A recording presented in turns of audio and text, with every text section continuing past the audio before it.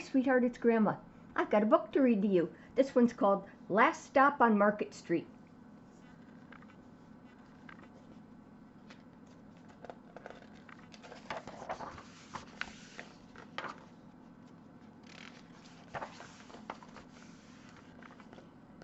It says, for Luna and her two grandmas.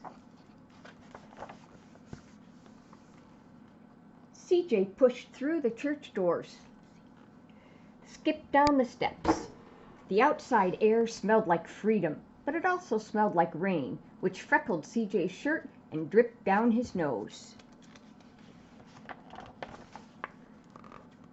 He ducked under his Nana's umbrella, saying, "How come we gotta wait for the bus in all this wet?" "Trees get thirsty too," his Nana told him. "Don't you see that big one drinking through a straw?" CJ looked for a long time, but never saw a straw. From the bus stop, he watched water pool on flower petals, watched rain patter against the windshield of a nearby car. His friend Kathy climbed in, gave CJ a wave, and drove off with his dad. "Nana, how come we don't got a car?" "Boy, what do we need a car for?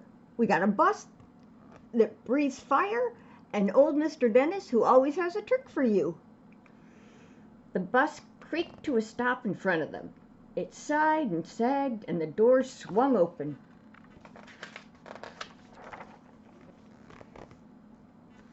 "What's that I see?" Mr. Dennis asked. He pulled a coin from behind CJ's ear, placed it in his palm. Nana laughed her deep laugh and pushed CJ along. They sat right up front.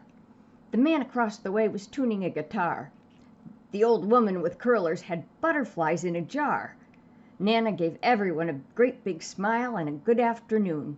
She made sure CJ did the same. The bus lurched forward and stopped, lurched forward and stopped.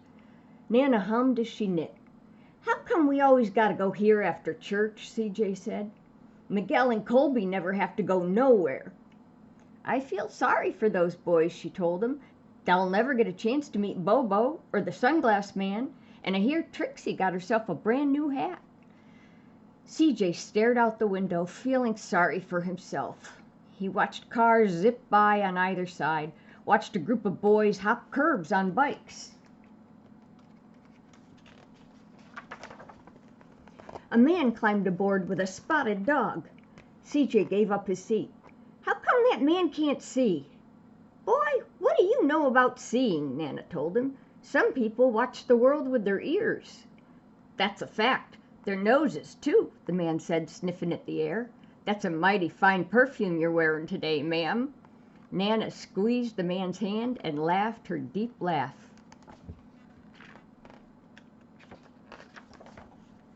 Two older boys got on next. CJ watched as they moved on by and stood in back. "Sure wish I had one of those," he said. Nana sat down her knitting. "What for? You got the real live thing sitting across from you. Why don't you ask the man if he'll play us a song?" CJ didn't have to. The guitar player was already plucking strings and began to sing. "To feel the magic of music," the blind man whispered, "I like to close my eyes." Nana closed hers too. So did CJ and the spotted dog. And in the darkness, the rhythm lifted CJ out of the bus, out of the busy city. He saw sunset colors swirling over crashing waves, saw a family of hawks slicing through the sky, saw the old woman's butterflies dancing free in the light of the moon. CJ's chest grew full, and he was lost in the sound, and the sound gave him the feeling of magic.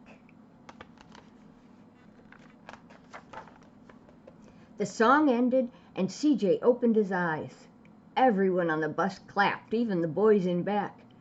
Nana glanced at the coin in CJ's palm. CJ dropped it in the man's hat. "Last stop on Market Street," Mr. Dennis called.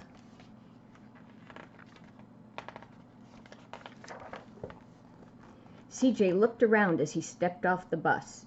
Crumbling sidewalks and broken-down doors, graffiti-tagged windows and boarded-up stores. He reached for his Nana's hand. "How come it's always so dirty over here?" She smiled and pointed to the sky. "Sometimes when you're surrounded by dirt, CJ, you're a better witness for what's beautiful."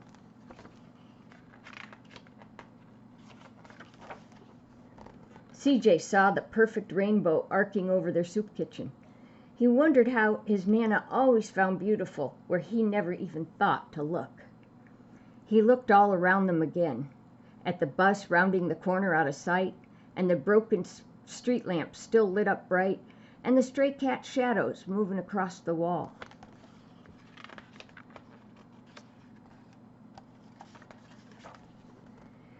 When he spotted their familiar faces in the window, he said, "I'm glad we came." He thought his Nana might laugh her deep laugh, but she didn't. She patted him on the head and told him, "Me too, CJ. Now come on."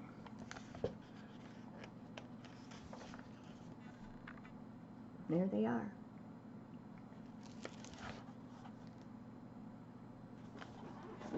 What'd you think? Last stop on Market Street. I love you. See you soon.